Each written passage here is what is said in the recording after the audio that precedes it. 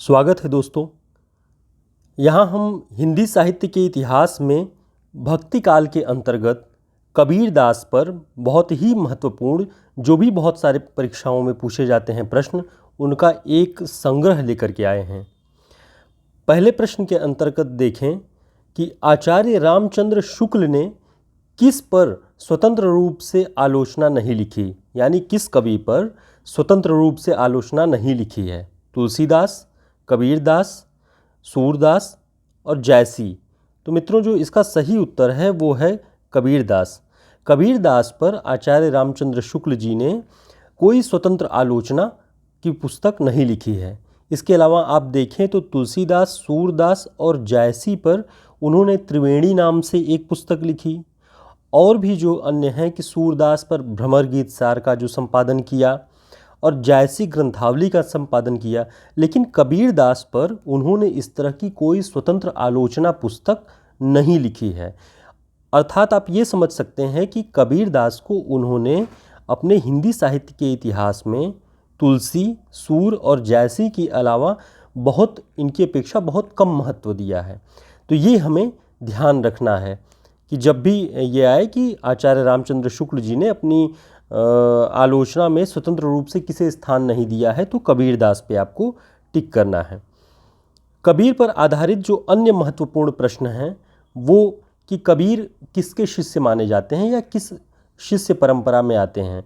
तो इसका जो सही उत्तर है वो होता है कि वो रामानंद की शिष्य परंपरा में माने जाते हैं। अब अगर हम यहाँ देखें कि रामानंद की शिष्य परंपरा में और कौन कौन है, तो रामानंद की शिष्य परंपरा में रैदास, धन्ना और पीपा का भी नाम आता है।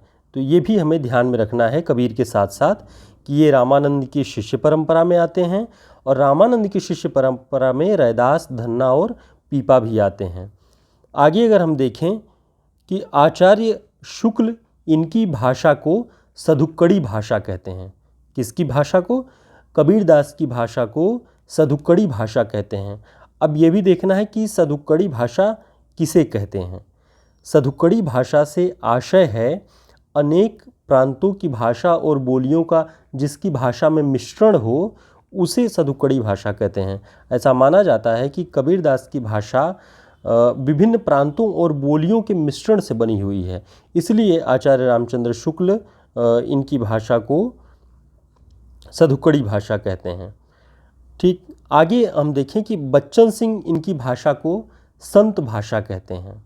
ये ध्यान रखना है कि शुक्ल जी सधुक्कड़ी भाषा कहते हैं और बच्चन सिंह इनकी भाषा को संत भाषा कहते हैं। आचार्य हजारी प्रसाद द्विवेदी कबीर की भाषा के संबंध में कहते हैं कि ये वाणी के डिक्टेटर हैं। वाणी के डिक्टेटर का मतलब है कि वो एकाधिकार वाणी पर जैसा मन में आया वैसा भाषा और बोली का प्रयोग कर लिया, बन पड़ा तो ठीक ठीक, नहीं तो दरेरा देकर। ये हजारी प्रसाद द्विवेदी जी ने ही लिखा है कबीरदास के संबंध में। आगे देखें कि बाबूराम सक्सेना इन्हें अवधि का प्रथम संत की संज्ञा देते हैं।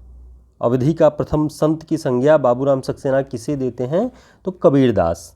ठीक, आगे श्याम सुंदर दास इनकी भाषा को पंचमेल खिचड़ी कहते हैं। ये सारे बहुत इम्पॉर्टेंट प्रश्न बनते हैं कि कबीरदास की भाषा को पंचमेल खिचड़ी किसने कहा है? श्याम सुंदर दास जी ने। ये आप ध्यान रखेंगे। और भी जो बहुत महत्वपूर्ण प्रश्न हैं कि आचार्य रामचंद्र शुक्ल कबीरदास के बारे में क्या कहते हैं, ये भी हमें देखना है। शुक्ल जी लिखते हैं कि भाषा बहुत परिष्कृत और परिमार्जित न होने पर भी कबीर की उक्तियों में कहीं कहीं विलक्षण प्रभाव और चमत्कार है। प्रतिभा उनमें प्रखर थी, इसमें संदेह नहीं। देखिए, वे स्वीकार करते हैं कि कहीं कहीं उनकी उक्तियों में बहुत विलक्षण प्रभाव और चमत्कार है और उनमें बहुत टैलेंट था, बहुत प्रतिभा थी, इसमें उन्हें कोई संदेह नहीं है। ऐसा आचार्य रामचंद्र शुक्ल जी कहते हैं कबीर के बारे में। आगे एक जगह और वे कहते हैं कि कबीर ने जिस प्रकार एक निराकार ईश्वर के लिए भारतीय वेदांत का पल्ला पकड़ा, उसी प्रकार निराकार ईश्वर की भक्ति के लिए सूफियों से प्रेम तत्व लिया और अपना निर्गुण धूमधाम से निकाला।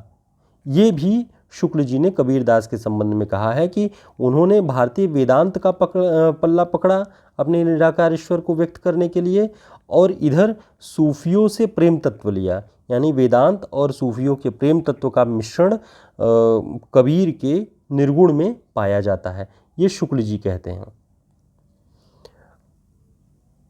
एक और महत्वपूर्ण पंक्ति है, कबीर और तुलसी भाषा में एक मिशन के तहत लिख रहे थे, ऐसा बच्चन सिंह लिखते हैं। तो जब यह पूछे कि कबीर और तुलसी भाषा में एक मिशन के तहत लिख रहे थे, यह किसने लिखा है या यह किसकी पंक्ति है, तो बच्चन सिंह पे आपको टिक करना है। और जो एक महत्वपूर्ण बात है कि कबीर की वाणी का संग्रह बीजक नाम से प्रसिद्ध है। ठीक, ये ध्यान रखना है कि बीजक नाम से प्रसिद्ध है, और इसके 3 भाग हैं। तो ऐसे पूछ लेता है कि कबीर की वाणी का संग्रह किस नाम से प्रसिद्ध है, वो बीजक, और इसके कितने भाग हैं, 3 भाग। कौन कौन से? साखी, सबद, रामायणी। साखी साक्षी, सबद शब्द, रामायणी रामायणी, इन तीनों का ये विकृत रूप प्रचलित है, और यही इनके बीजक में 3 भाग में संकलित है। तो हमने देखा कि कबीर पर ये सारे जो बहुत महत्वपूर्ण प्रश्न अलग अलग परीक्षाओं में पूछे गए हैं, और उसी का हमने यहाँ पर एक संग्रह आपके लिए प्रस्तुत किया ताकि आपके लिए यह उपयोगी हो सके। तो आगे और भी कुछ हो सकता है कबीर के बारे में, अगर छूट रहा हो कोई महत्वपूर्ण बिंदु तो आप कमेंट बॉक्स में मेंशन कर सकते हैं उसको। धन्यवाद।